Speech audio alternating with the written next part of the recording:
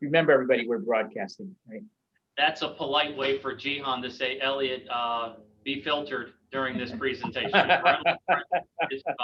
Yeah, we don't know who's watching in the wide world. Okay, Yes.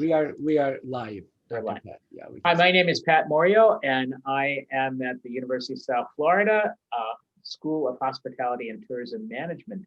And this is our Hospitality Speaker Series class. And we're combining with the M3 Center as well to broadcast through them. Today's speaker is Elliott Falcione. Elliott's a very good friend of Jihan and mine. He is the head of the Convention and Visitors Bureau for Bradenton. He's in charge of their tourism development. And he is now in the process of working with the hotel to build a brand new convention hotel in Palmetto as part of the Bradenton Convention and Visitors Bureau. More than that, though, the most important job he's got is one he doesn't get paid for. And that is to be on our Hospitality Advisory Board, our School of Hospitality Advisory Board. Elliott is really our unofficial head of the board. He's the industry head guy. He's just there all the time for us. Elliott will talk to you today about some important developments, and particularly, and Elliott's take always is marketing, but maybe we'll get him to tell us a little bit about his time with the Pittsburgh Pirates too. And so Elliott, with that, I am going to turn this over to you. And Sierra, are you there to lend support to Elliott? She is. Sierra is one of our, she's one of our alumna. So it's all good. You know, it's a family thing. Okay, take it away, Elliott. Okay, thank you. Set it to the right there. Perfect.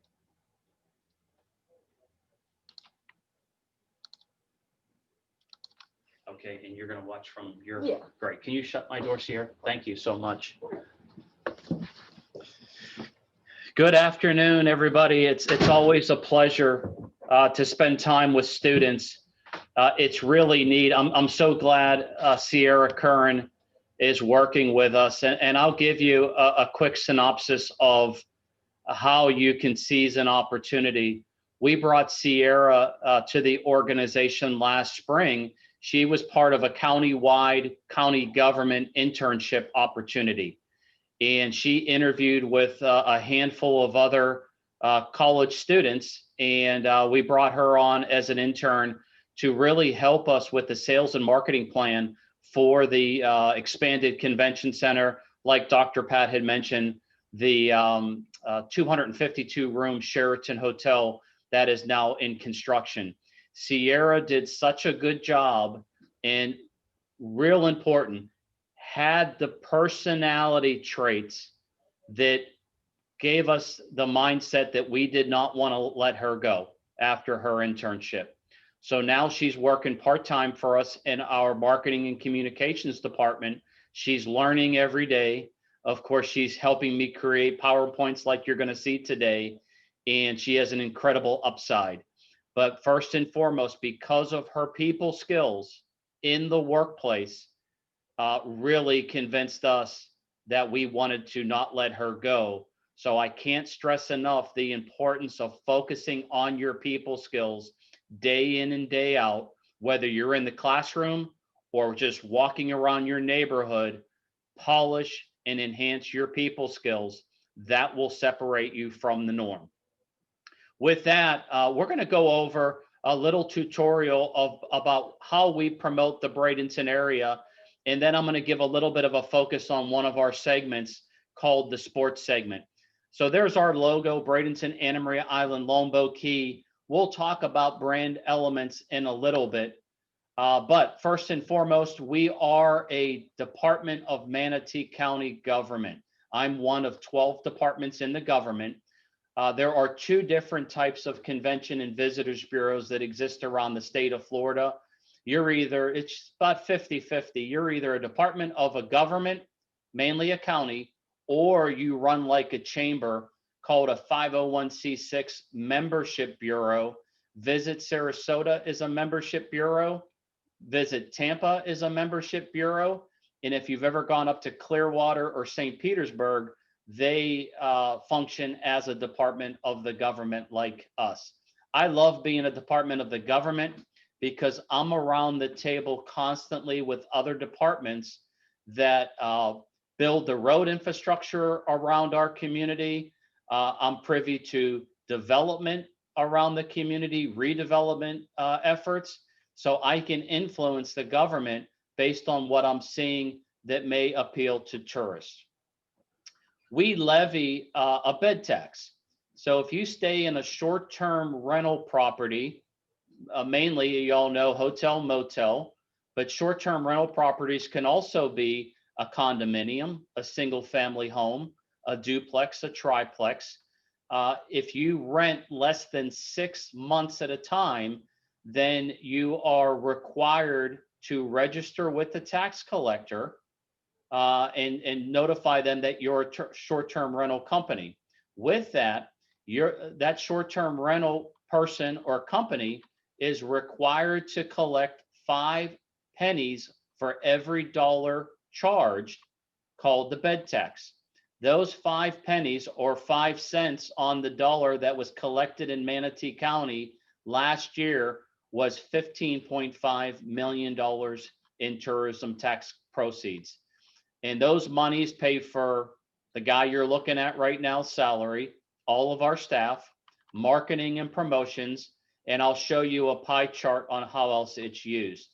With that, you're required by law to have a tourist development advisory council, and they make up different seats. So required by law, you have 3 elected official seats. The chair, Misty Servia, must be a county commissioner. Interested citizens, so if you live in Manatee County and you're just interested in tourism, you can actually apply to be in one of the interested citizens seats. So that's Jack Reinerson and Vernon Desir. And then you have industry, hoteliers mainly, Patel, Childs, Cairns, and Baker. You must be either an owner of that company or minimum general manager. So for example, if you're a director of sales for a hotel, you would not be eligible to apply for a tourist development council seat. In a nutshell, they advise the board of county commissioners. They don't set policy. We meet every other month or 6 times a year, tell them what we're doing, ask them to recommend certain initiatives, and they'll either recommend it or they will go disagree. And then we take their recommendation to the commissioners who set policy. Okay. All right, let's get into some of our responsibilities. We're a different kind of convention and visitors bureaus where we wear more hats than most. And we're the only convention and visitors bureau in the state of Florida that manages the day-to-day operation of the Bradenton Area Convention Center in Palmetto. We also manage the Powell Crosley Estate. For those of you who go to the USF Sarasota Manatee campus, it's that beautiful mansion that sits on the west side, right on the bay. We bought, now it'll be 3 years in January, Premier Sports Campus in Lakewood Ranch, and we're gonna focus on that a little bit later in the presentation. We also act as the film division, the sports division, and about 2 years ago, we took on the arts and culture division, really being a liaison between us and the arts and culture community to help educate and find grants and, of course, promote arts and culture in the marketplace. So a lot of different hats. Think about it, students. It makes my job fun because there's not a day that I do the same thing consecutively. I'm endeavoring into different things throughout the day, every day of the week, something new, and my job never gets boring. There's an exterior shot of our convention center. That is where our offices are in Palmetto. That was actually built in 1985. It was renovated about 10 years ago. And as Dr. Pat mentioned to you, we're hoping before the end of the calendar year to have our expansion renovation approved that'll actually attach this building to the 252 room Sheraton Hotel. There's the Powell Crosley Estate, built in 1929. It was bought by Manatee County in 1990. basically through a litigation process. We renovated it and we opened up for special event business in 1996. And as of today, we facilitate about 160 private events a year, and we generate about $1.2 million of revenues right out your back door. There is the beautiful Premier Sports Campus, 147-acre parcel, 23 contiguous soccer lacrosse fields.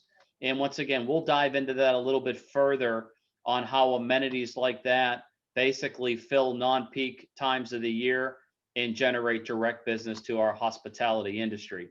We do work with Film Florida out of Tallahassee. Basically, the film industry that we go after really augments our tool belt, where we have photographers that want to come in and shoot certain assets in our community.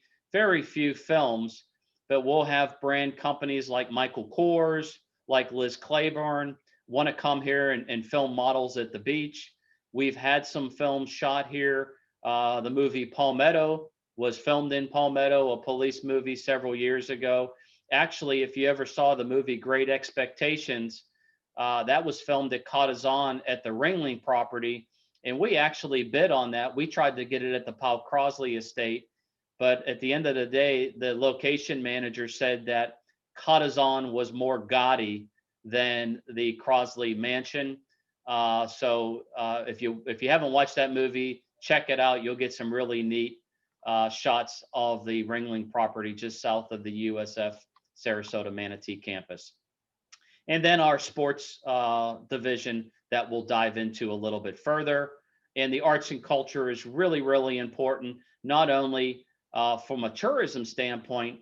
If you showcase what I call your niche markets, whether it's arts, culture, culinary tourism, ecotourism, agricultural tourism, what it does is it either helps your visitor want to stay an extra day for vacation that adds up to a lot of economic impact dollars, or what it does is if you give them a long enough itinerary and they can't get it all in on their vacation, what's going to happen?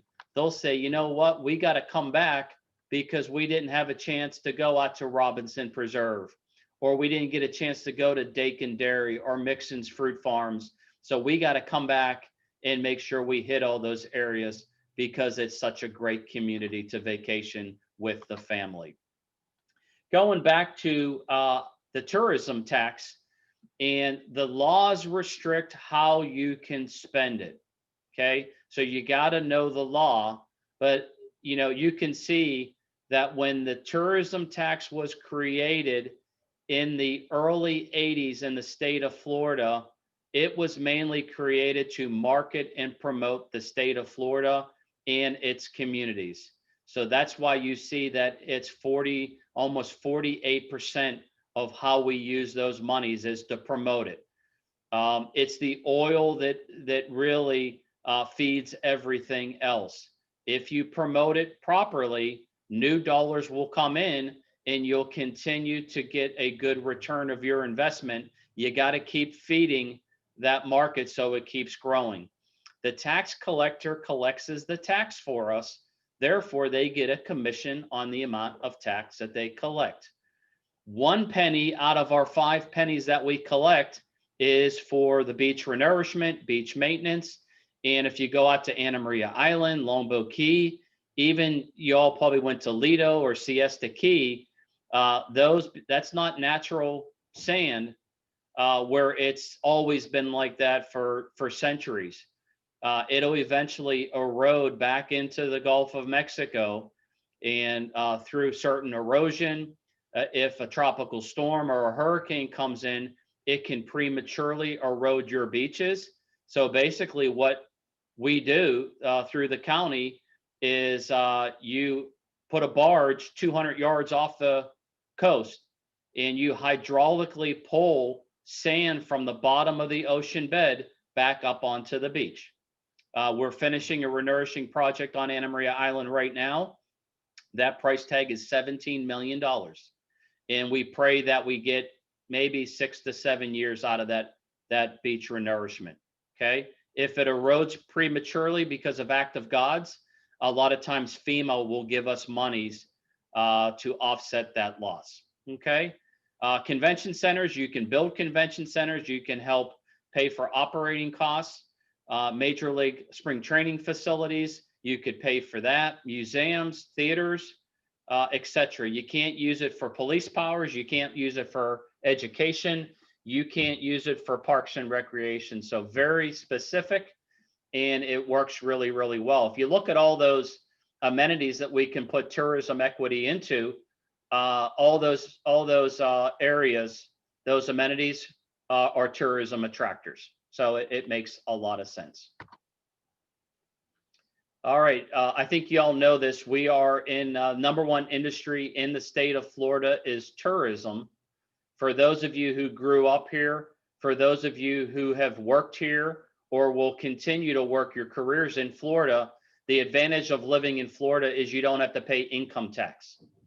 I think that Dr. Pat, I think Nevada, when you worked at UNLV, you didn't pay income tax in Nevada as well?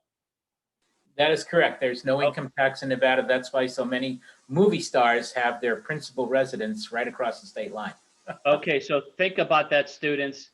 Why does Nevada and Florida have the luxury of not assessing income tax on people that work in those states? It's all about tourism. They have enough of new dollars coming into those states that basically they don't have to collect income tax from their residents to basically pay the state bills for the residents that live here. Really, really important. Zeroing down to local, the hospitality industry encompasses about 28,000 jobs in Manatee County. Sarasota is about 45,000 jobs. So think about it. During COVID, a lot of those jobs were lost. It really impacted a lot of our residents. 1.3 billion in economic impact. It contributes 58, almost $60 million in sales tax. A lot of times we forget the sales tax generation that really pays for services to enhance the quality of life for our residents. So important of that sales tax generation. Okay, I talked about this a little bit earlier. We are in a destination because of the characteristics that we are more diverse than some other communities in the United States. Obviously, we have a strong leisure base. The sports segment we're going to focus on is about 12% of our tourism. Out of the leisure, the 82%, about 13 to 14% of that leisure comes from the international markets, Canada, United Kingdom, and Central Europe. Okay, that's important to us because if the international markets weren't restricted right now, you would see a lot of British and German residents visiting here in the fall. That our hospitality really needs a push of business. Where are we void? There it is, 6%, the corporate group market. Why is the convention center expansion so important to our future? Is to get that percentage up, okay? Diversify. I'll give you an example how we, based on our characteristics, separate ourselves from some other destinations. If I was a director for tourism in one of the panhandle cities like Panama City, Pensacola, Destin, you know, they don't have the luxury, unfortunately, of being able to sustain tourism year round. One, their climate gets colder in the wintertime, so they don't have as many beach goers. And so they only really have a good summer season and not as strong as a international market, even though it's starting to improve.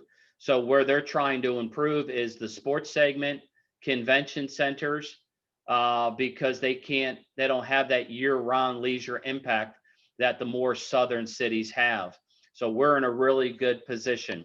The niche markets that I mentioned earlier, arts and culture, ecotourism, we have some of the most pristine ecological parks that you'll find, kayaking and canoeing, Bird watching is really popular to the Canadian visitors.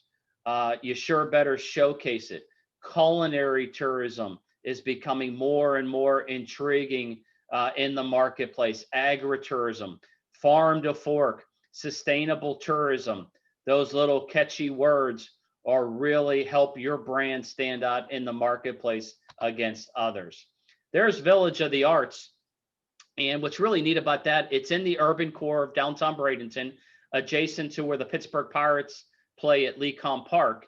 And this was a little neighborhood that really was a lot of crack houses.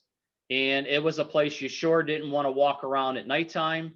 The city had to do something about it. So they had the idea to put an overlay over this neighborhood that you can now buy a house, live in it, and also run your business out of that house. Hence, Village of the Arts. It has become nationally known.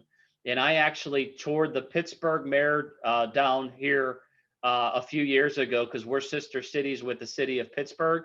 And the one thing he said that he wanted to bring back to Pittsburgh, the idea of Village of the Arts. So you took something that was a bad corridor and made it a really enriched area that now is a tourism attractor. There's little boutique restaurants there. They have little street parties at nighttime, and it's on its way, and it continues to grow. That overlay continues to expand as the demand is there. There's a shot of Robinson Preserved in West Bradenton. Just really, really great to be able to have that diversity. You got to show more than just you're a beach destination. And especially in the wintertime, the cooler seasons where you can wake up and go kayaking, canoeing, and see what we call our tagline, real, authentic Florida. Of course, culinary, you got to showcase the fresh fish, the grouper, all the neat fish and farm to fork amenities.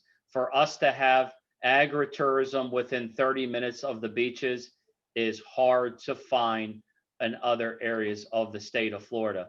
Dakin Dairy is way out in Mayaca City. You can learn how milk is produced and cheese is produced. They have storefronts where you can go and have one of the best grilled cheese sandwiches, as funny as that sounds, with some chocolate milk. And you can see how they make cheese. And it's amazing how cows are trained today with the technology when it's time for them to produce milk. It's all too neat, about 35 minutes from Anna Maria Island. Let's dig into the sports division. And it's so important because if you diversify, why do you diversify? Okay. Well, it creates multiple revenue sources, right? Number one. But more importantly, if a market is shut off for whatever reason, you have to have an artery of revenues coming in so you can weather that storm, right? So what did I just tell you all a few minutes ago? Right now, we don't have an international market. So I was amazed that our research report 1 month ago showed the amount of Germans to the Bradenton area in July and August was a big zero. It was eerie to see that zero there when traditionally 45,000 Central Europeans visit the Bradenton area a year to a zero. So if I didn't have a domestic market and I only targeted the international, I'm in trouble, right? If a storm came through New York, New Jersey, Boston, and that happens this time of the year, whether it's a tropical storm or a hurricane, and that the airports are shut off, business is shut off in that artery, I still have a Midwest market coming in, okay? I could, in a non-COVID year, have an international market coming in. And now we've been working a Texas market. So you gotta have multiple arteries coming in, but those markets have to appeal to your brain, to your brand, not your brain. Well, your brain and your brand. Okay. So if I said, oh, you know what, team, let's just go ahead and target the Northwest United States. Well, guess what? We can do a focus group there, and that market is just not going to have an appeal for the West Coast of Florida. They're more inclined to go to California or other parts of New York, but because of the lack of flights, nonstop flights, it would cost us a lot of money to get our brand to resonate in that market. So you got to study it. You got to know the affordability and what kind of characteristics appeal to that market. Now, with the sports division, it really augments a lot during adverse times, during non-peak times, and it can easily generate direct business. I've always called the sports segment an economic stimulus familiarization tour. Now think about that. You know what? Write that down. Economic stimulus familiarization tour. And you all, Generation Zs, millennials, would tell me, Sierra's probably laughing. Wait, what? What are you saying? Well, let's spell it out. Okay. If I and our team goes after a soccer tournament and 200 teams come in and their parents come in with them because they got to be with Johnny because he's got to go to this soccer tournament at Premier Sports Campus, what is that going to do for our area? Let's just say we ponied up $25,000 to the tournament promoter to convince him to do business in our community. Okay, I got 200 teams coming in for 3 nights, 4 days. There it is. It stimulates the economy, hence economic stimulus. It brings new dollars in. I can tell you this, a 1-week tournament, 200 teams, is probably going to generate about $8 million of direct economic impact in that 1-week time. Okay, that I just invest in a good deal. I put up $25,000 to get $8 million. Okay, now what do I need to procure that deal? I need a venue, right? So that's where Premier Sports Campus was worth the $5.6 million that the county paid to buy it. Okay, now what's the familiarization component to this goofy sentence? Well, remember I said the parents have to come with Johnny, right? So they normally wouldn't come if Johnny didn't have to come to the soccer tournament. So I'm getting a set of parents that I'm really not targeting from the leisure standpoint. So I get them here for the first time. And if I get in front of them the characteristics of the destination that they're visiting, i.e. Anna Maria Island, our eco parks, the largest outlet mall on the west coast of Florida, and when Johnny's not playing, they say, you know what? He's not playing Thursday. Let's go take a drive out to this place called Anna Maria Island and check it out. Now I got them. They go out to Anna Maria Island, and then the wife looks at the husband and said, you know what? We got to come back here for vacation. Okay. So now I got a first-time visitor that I know through third-party research will come back 94% of the time within 12 months. Okay, it doesn't get any better than that. Who do I target? First-time visitors. Okay, so basically that's the detail of the familiarization tour. But I can't reinforce enough. I have to get the characteristics of the destination in front of them in advance of them coming to the destination to watch Johnny's tournament and while they're here. Okay, so whether it's reminding them that they can get on their iPhone and go to our website, or the promoter may give them a registration packet that part of the deal is we put our characteristics of our community in that packet to expose them. We have a visitor center at Premier Sports Campus.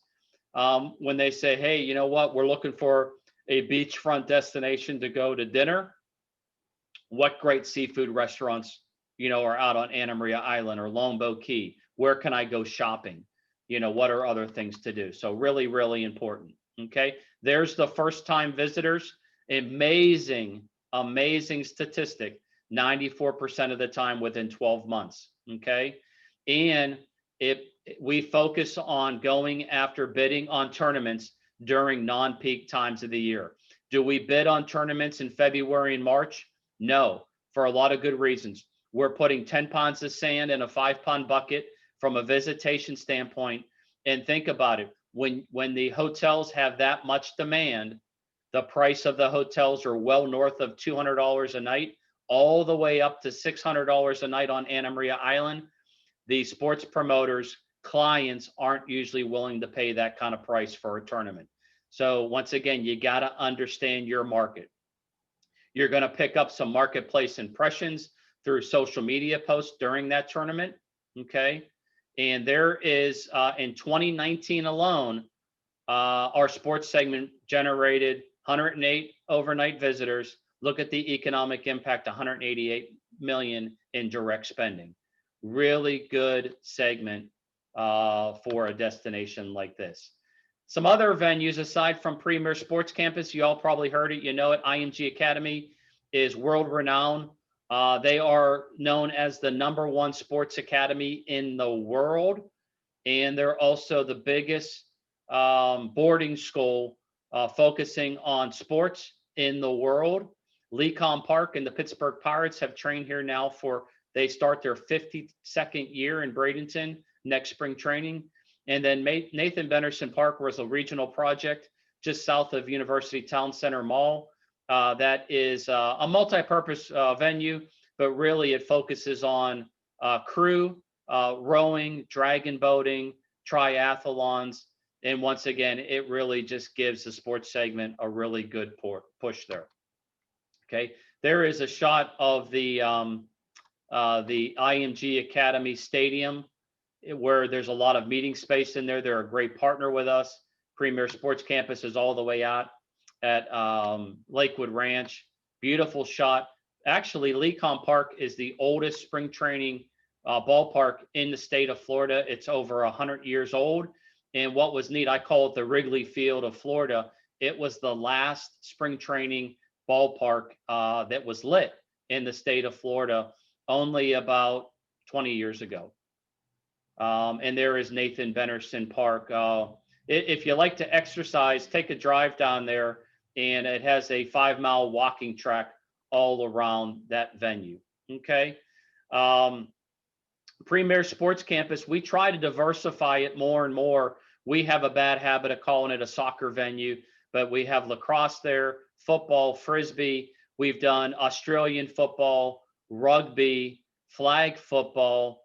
We've done Wine Fest there, and we're looking to build a permanent framed tent to be able to help support the sports events out there. So they have a air-conditioned registration area, an air-conditioned venue for food and beverage, first aid, trainer's room. So we're looking to build all that, basically listening to the marketplace. We're an export business. You have to listen to your consumers. You have to listen to your target market. Where a lot of communities make mistakes is the stakeholders are so passionate for the community they live, they make the decisions themselves on what they think the customer wants.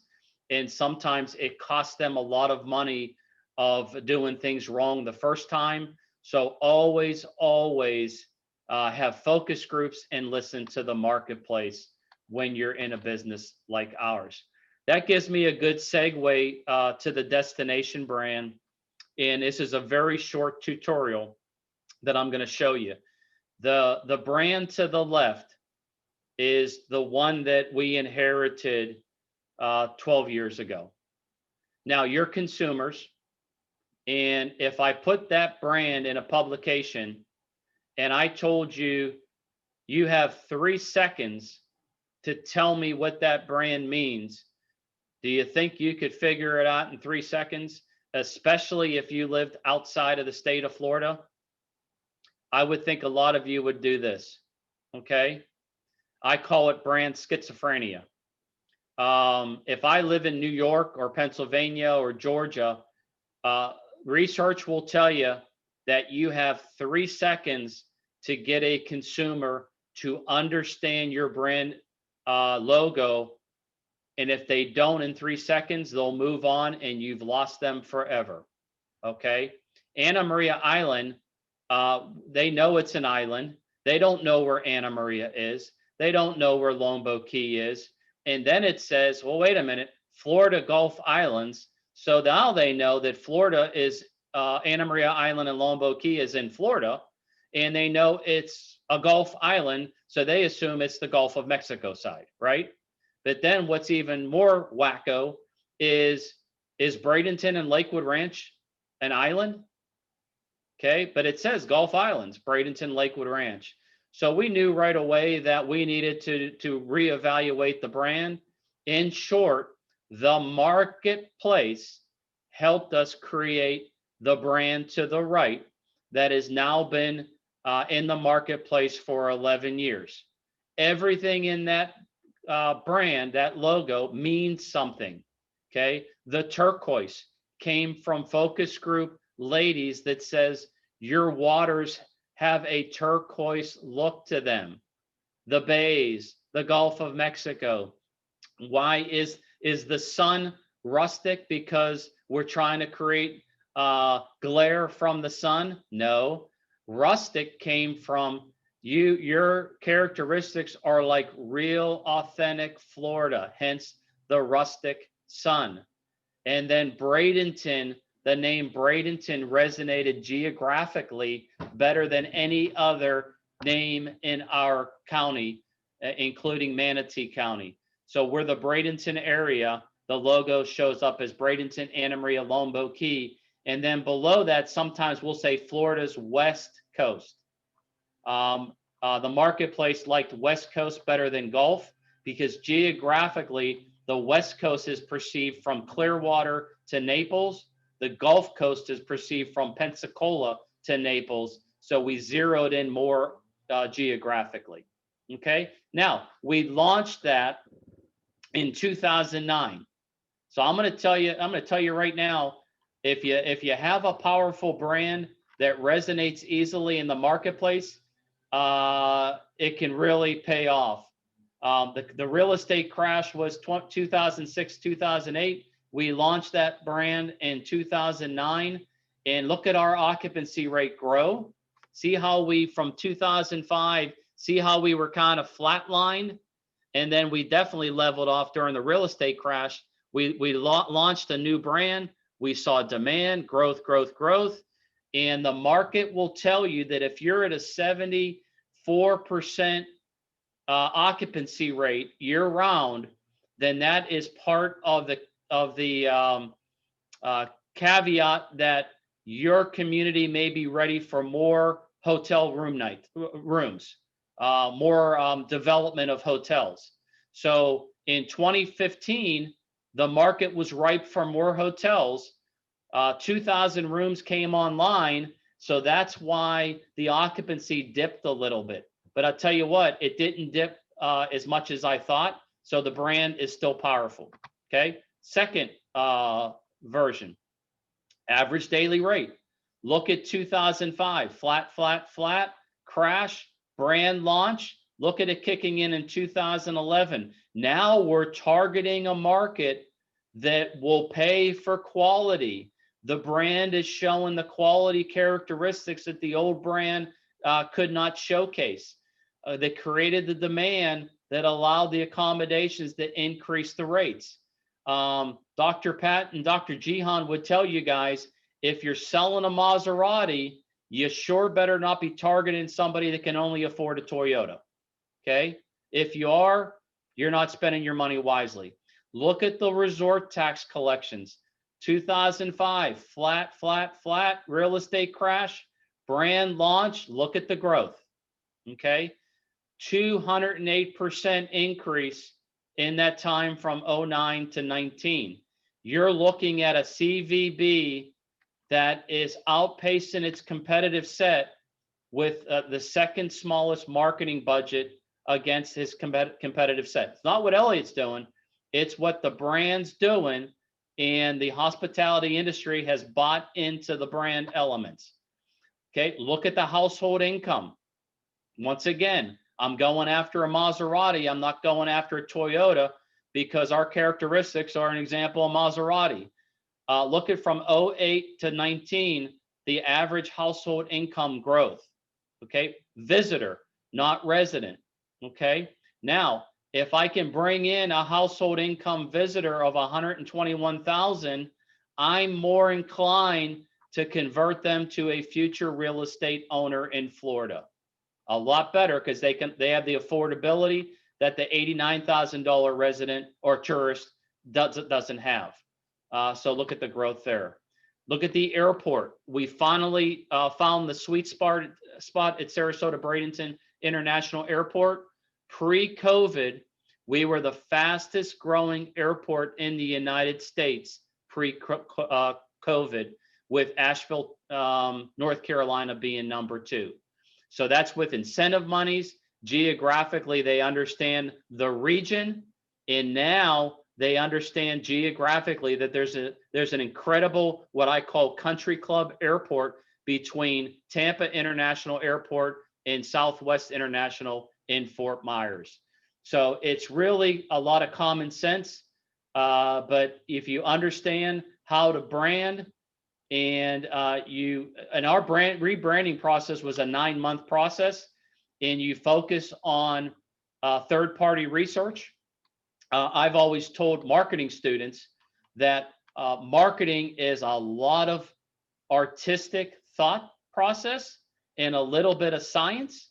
But if you don't focus on the science, the artistic thought process doesn't mean anything. And the neat thing, if you ever have Dr. Jihan for a class, he is as scientific and one of the best statistician professors that I've ever met. And he can mentor you and teach you well, and you apply his theories with a marketing professor, and Jihan is that as well, you will be very successful, like we see Sierra Curran, an alum and now an employee of ours.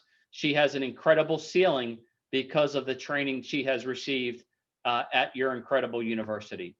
So with that, Dr. Pat, I hope that gave a good 30,000 view overview, and I'm open for some questions if we have time. Yeah, we do. We've actually got, let's see, we've got 25 minutes, so we're in good shape.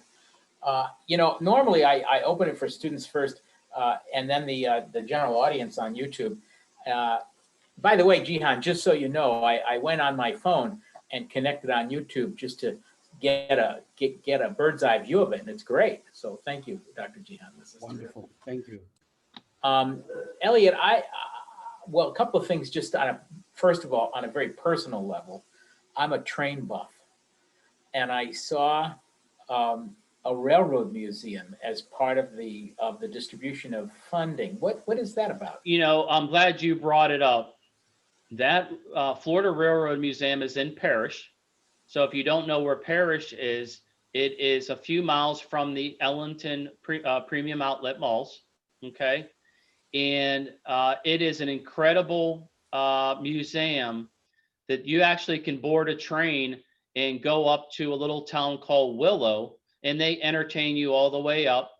They do Christmas festivals, and there's also another big festival that they do. They're a 501c3, but they came to us 2 years ago to expand and build a multi-purpose facility and a merchandise area.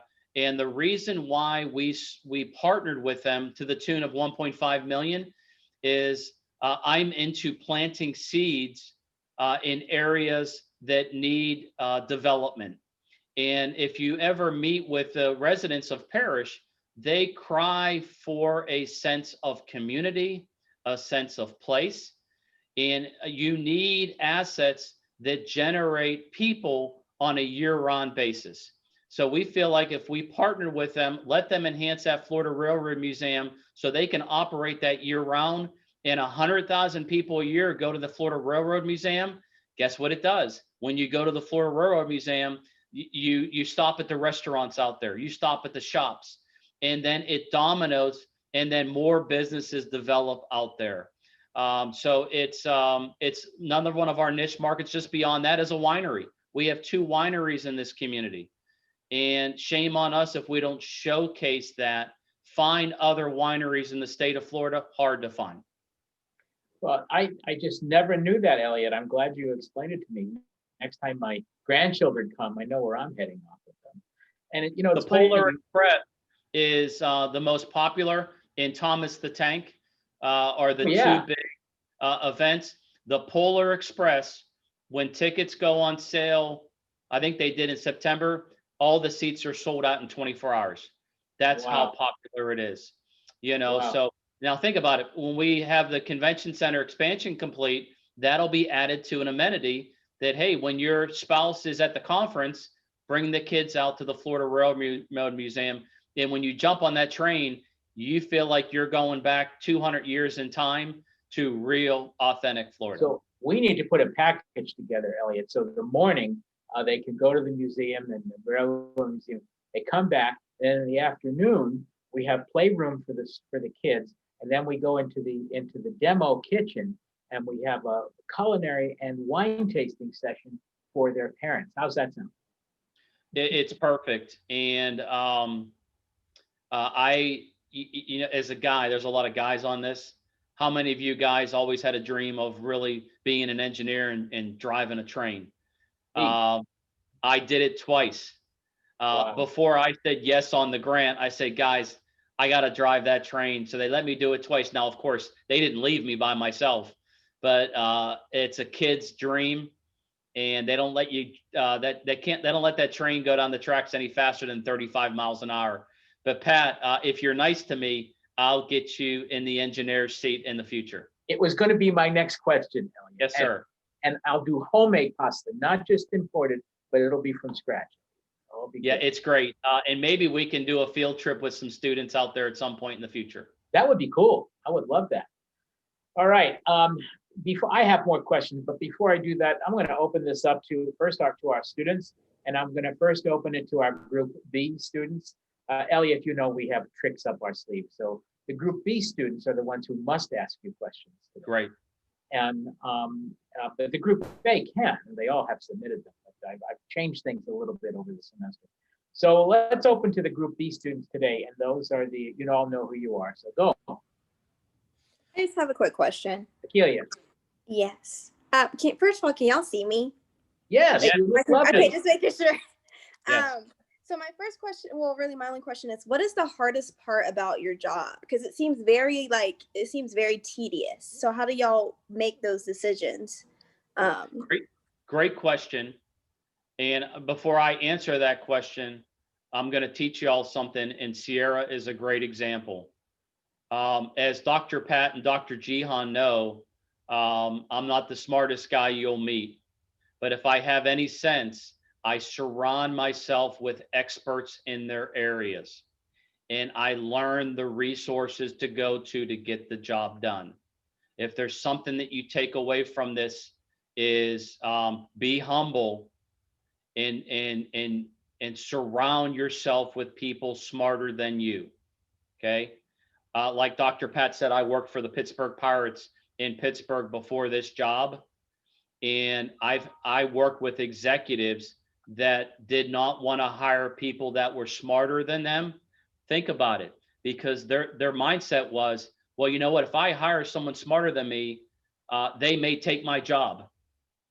That's the worst mindset you can have. You're going to get fired anyway.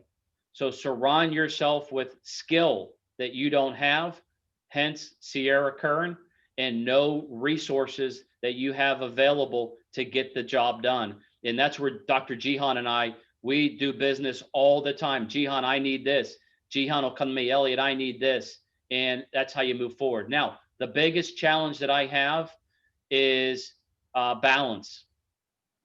It's balancing tourists coming in while residents sometimes push back on the amount of tourists coming in. Okay. We're human beings. We all have a selfish tendency as human beings. I'm a selfish person certain ways. That's our nature as a human. So when we live in a beautiful community like this, sometimes we want it all to ourselves. We don't want to sit in traffic during the height of the season. We don't want to be on a 45-minute wait to get into our favorite restaurant because, oh, heck, those damn tourists are coming in, and now, the streets are going to be all traffic. So it's my job to educate our residents on what we do, why we do it, when we do it, and show them the value of a tourist, because tourists bring a value that enhance the quality of life for the residents that live here. It's as simple as that.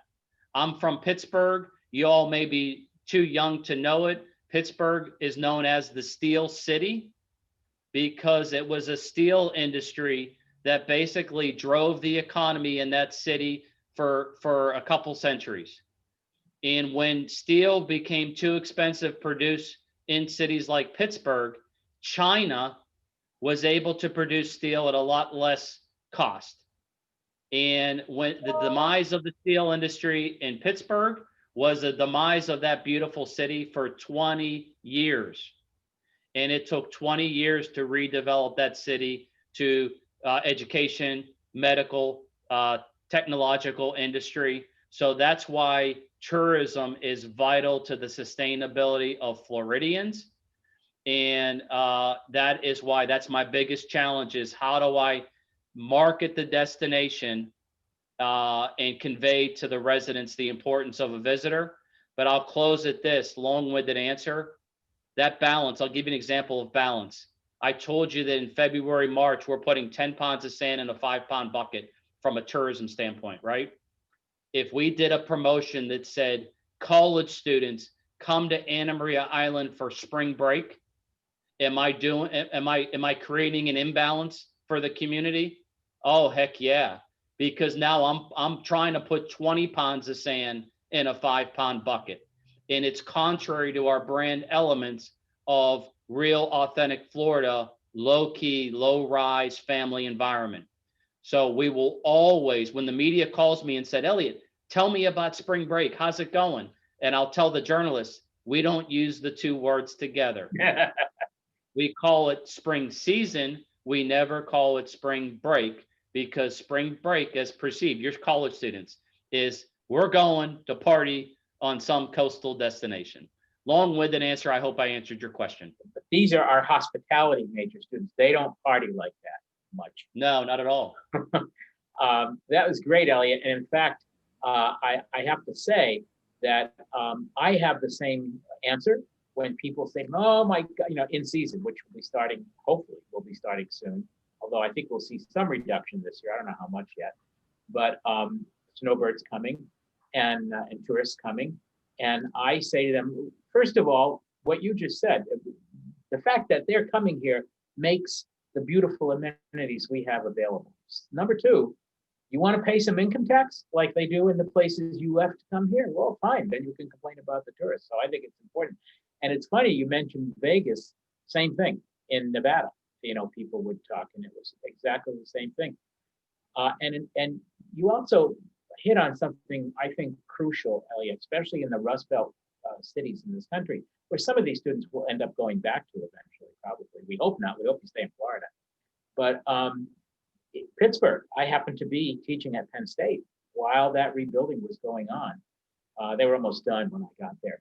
But Pittsburgh really got it together and pushed tourism. That's an important part of Pittsburgh in many, many ways, with the river cruises, with the incline, with the mall, with sports. So there's a lot to learn here, not just for major tourist destinations like us, but for mixed destinations like Pittsburgh, for example. So great insight. Thank you, sir. Yeah. Okay, another Group B person. So I actually have a quick Yes, question. Devin.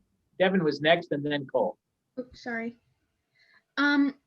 Okay, so my question, I don't know if it's more of a question or like clearing something up. Are you managing all of the properties that you mentioned, or is it more of like a partnership? Great question, Devin. We are managing the day-to-day operations of the facilities, Convention Center, Premier, Powell Crosley Estate. That's what makes us different from other CVBs, all the other ones. It's a great question because I'll give you an example. Fort Lauderdale Convention and Visitors Bureau oversees the Broward County Convention Center, but they have a management company handling the day-to-day. Our convention center is a lot smaller. And when we looked at outsourcing or staying in-house, the numbers made too much sense to keep hands-on.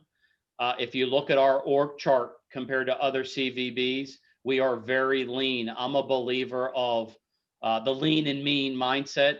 Hire the least amount of full-time people, load them up, give them the tools, the education, the philosophies, and the empowerment to do their job, and then get out of their way. And if you stay lean, you can pay them more at the same time. You know, I could pay more people, 5 people, a lot more money than hiring 10 people at all entry-level positions. And we minimize turnover because of, I believe, that philosophy. Great, thank you, Elliott. Another Group B question? Yes. So you talked about earlier how the Powell Crosley estate usually does about 160 of private events per year. How has that number looked in 2020? And do you see a pickup when season starts up here pretty soon? Yeah, great question. We have so much demand for the weekends at the Crosley. If any of y'all can figure out how we can convince the feds to add more weekends to a year, let me know. I'll give you a bonus because we turn away so much business. I'll give you an analogy. With that kind of demand, you can continue to increase your rent. And we're getting ready to go to the board. Dr. Pat, the new rent for a weekend will be $6,500 a day when it's approved for that historic facility. And you know what? There's customers that'll pay that. It's amazing. We were on record pace, Cole, until COVID hit. And then, of course, everything shut down. So we went dark in March, in April, in May, in June. And then we were tasked to create the guidelines to reopen the government. And so since our staff created the guidelines, it made it easier for us to create the guidelines for our facilities to get our facilities reopened, adhering to CDC guidelines. So we started our first private event at Crosley in July, and now we're back to every weekend, and the phones have rung off the hook. I'll tell you this, all the weekends in 2021, except a couple in the summer, are all sold out already. So now we're only taking inquiries in 2022. And that rate increase really won't kick in until 2023. So that's how really you always got to be monitoring and reevaluating all aspects of your business, because now I have a little heartburn that we didn't reevaluate those rates, a year ago, because now it's going to take us almost 2 years before we see those rates kick in. But and then Dr. Pat Cottazon on the fly about a month ago decided to close Cottazon while COVID existed. And so we are trying to take that business that was contracted and move it to Crosley. Wow. And we've gotten some Monday night weddings, some Thursday weddings. We've offered some discounts. So it's really, really helped us. We're one of the only historic facilities that are open right now for business. And I'll tell you why the Crosley is important to the convention center expansion. Because if we're bidding on, let's just say, an association statewide conference, and we said, here's the kind of deal we'll give you at the convention center. And by the way, if you come here, we'll sponsor one night out at the Powell Crosley Estate for all your attendees. Tell me how many other destinations that can offer a 1929 historic venue on Sarasota Bay as part of a package to close a deal on a conference. Yeah, I mean, that's that's kind brilliant. tools that we have that makes us really blessed, Brilliant. makes it fun. And in fact, Elliot, and for those of you who don't know, the Katazan is behind the museum, behind the Ringling Museum. Very beautiful, but actually you have more space behind the Powell Crosley than I think they do at Katazan. Second of all, Correct. yeah. Second of all, Powell Crosley, and if some of you haven't seen it yet, you really need to. You can drive right up to the gates on our property, on the university property, and then if the gates are locked, you can walk around the side. Elliot doesn't know that, but you can get around the sides and go look at the grounds, and they're really quite beautiful. Sometimes they're open, and it's really, there's an amazing lawn behind the estate that can accommodate. I don't know. I'm guessing you could put a couple 300 people out there pretty easily. Well, I think it was before your time, Pat. Dr. Jihan knows we used to host Brunch on the Bay, the big USF fundraiser. You could put a 100 by 100 tent on our Bayside lawn. I think our Bayside lawn's around 10,000 square feet. You can actually seat 1,000 people on our Bayside lawn. Yeah. You know, so very, we did the Sarasota Film Festival opening ceremonies there years ago. Katazan was John Ringling's residence. He built and opened that house in 1927. Crosley opened his in 29. They were good friends, and John Ringling introduced the property to Paul Crosley, and he and his wife decided to buy the Crosley estate and build their house there. Is that right? I never knew that. And for those Yep. of you, again, just to see the strength Elliott's mentioning with this property, with this site, is the other thing, it's very easy to get there. So if you drive down the north driveway of our campus going into, south driveway of our campus going west toward the bay, that takes you through our campus, but then ends with you at the Powell Crosley. So it's easy to get there. So that's great for the guests. And we had scheduled for, was supposed to be in this fall, a small dinner we were going to do. And Elliott had gone out and raised money for us already on this. Because we need to recruit, we need to get our numbers up, and I'll give you some good news about that in a second. But and we were going to do it there, and it was going to be really cool. So I guess we're going to have to push that. See, I don't know where we'll be in the spring semester, but we'll do it. And some of you will be involved in that, and you'll get. We'll definitely do it. And if the class ever wants a tour of the Crosley, I can, or Anna Pohl can give you all a tour of that. Take advantage of it. Go check it out. Yeah. It's a special place. It's great. We have a question from the YouTube. If okay, and then I need to leave time for Sam to ask his question. Well, why don't we go with Sam first? Okay. Hi, Elliott. I have just one question. So how is expanding the convention center benefiting different areas in Bradenton than what they have right now? Yeah, great question, Sam. We have a 32,000 square foot exhibit hall. I'll tell you, it could, if you put 10 by 10 booths in there, you can get 188 10 by 10 trade show booths in that 180 by 180 square room. Okay. And then we have some meeting rooms. Okay. Now, when you go to a conference, you need a second room that is for your mass assembly. I'll just run you through an itinerary. You're in your hotel room. The hotel's connected to the convention center, common all around the world. And your first part of your agenda is breakfast keynote speaker session. Okay. Right now, we don't have a room for that. So we have to build it. You leave your hotel room, you go into this new ballroom for your keynote speaker breakfast session. After that, you go into the exhibit space to see all the exhibitors. It comes time for lunch. For your keynote speaker lunch session, you go back to the expanded ballroom, okay? Without that, we're out of business. When meeting planners send RFPs for people like us to bid, they'll require those kind of amenities. And most of them will require that the hotel needs to be attached to the convention center. So we'll have an air-conditioned corridor where, you know, if it rains every day, you never have to go outside. Okay, we build that we will have the only convention center of its size from St. Petersburg, Florida to Naples, Florida. So we feel like that we have an opportunity to really pull in that business. You saw my 6% of our group corporate business, that's all. So we have a void there. But in a convention center sitting in the urban core is a great way, because we have to redevelop the urban core. You need those new dollars year round to be able to feed that redevelopment process. No, there's nothing better than doing it with a convention center.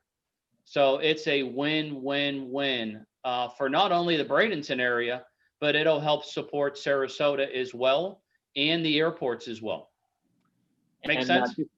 Before, Yes, thank makes you, sense. Elliot. That's a great answer. Christiane, before we go to your question from the audience, just one add-on to what Elliot just said. I alluded earlier to some demonstrations we'll be able to do, but the Sheraton is including a room that's a meeting room, but it's a meeting room especially designed to do culinary and other kind of demonstrations that we're going to be able to use. And so there, the convention center and the Sheraton will kindly let us in there to help, and it'll be mutually beneficial to all of us. And some of you may end up in there eventually.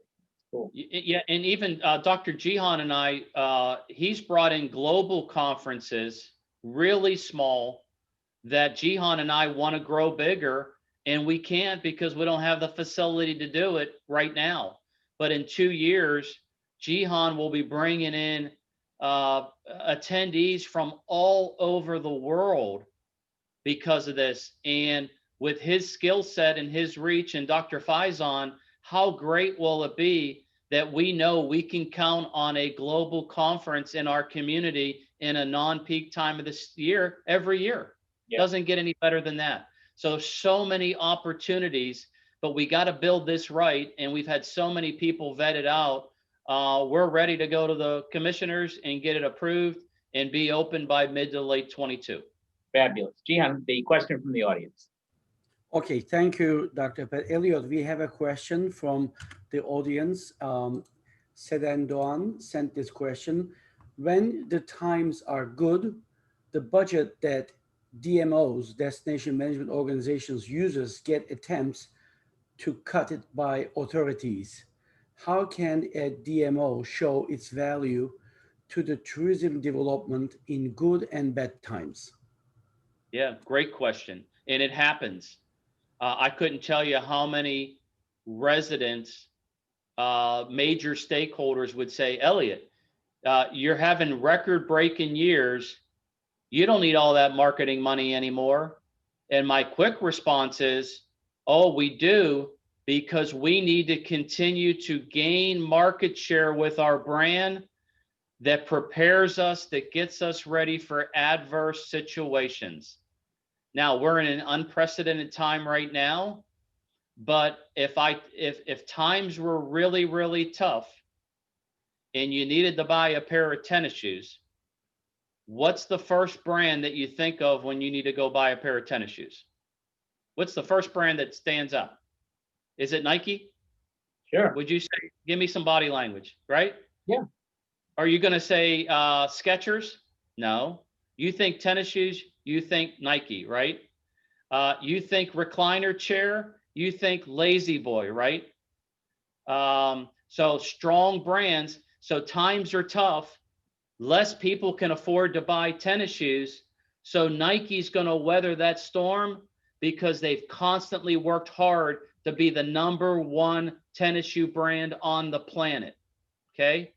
So if I get off the pedal because I'm having success, my competitive set is going to gain marketplace impressions on me. And when less people can afford to go on vacation, then my competitor's brand is going to stand in front of mine. So we are recovering faster. I can show you case studies since June of a V-shaped recovery when consumer confidence is there because COVID cases are going down. We hit the V-shape. Cases, COVID go up and there's concerns, it's not as much as a V, okay? So it's amazing that it proves that you have to continue to market in good times and in bad. and it's easy to be proven, but there are people in the community that will easily look at marketing as an easy tactic to compromise for other uses. And I'll even tell you more, I'm not a marketing guy. As silly as that sounds, we have incredibly talented marketing people, but we're one of the only CVBs in Florida that our marketing budget is stagnant. Some, like Visit Sarasota, Pat, is attached to, as the tourism tax grows, the marketing budget grows to a certain percentage increase. Ours is stagnant. So unless I go to our commissioners or our TDC and say, you know what, we need to increase our marketing budget because of this or that, I always feel that if our brand is penetrating with the marketing budget that we have, we don't need more money. We're going to allocate that into assets. Okay. If we're starting to lose market share against our comp set and our brand is still good and we're pointing at the right target market, then we may recommend a bump. So you never ask a marketing person if they need more marketing dollars. The answer will always be yes. And so it's good right. that I'm a marketing person. Yeah, rightfully so for the reasons you've given. That's a great lesson, Elliott. We know that from not just tourism products, but all kinds of products that you have to keep in front of the market. We're out of time, everybody. Dr. Jihan, I want to thank you and the M3 Center for broadcasting this with us, and I want to thank the audience out there.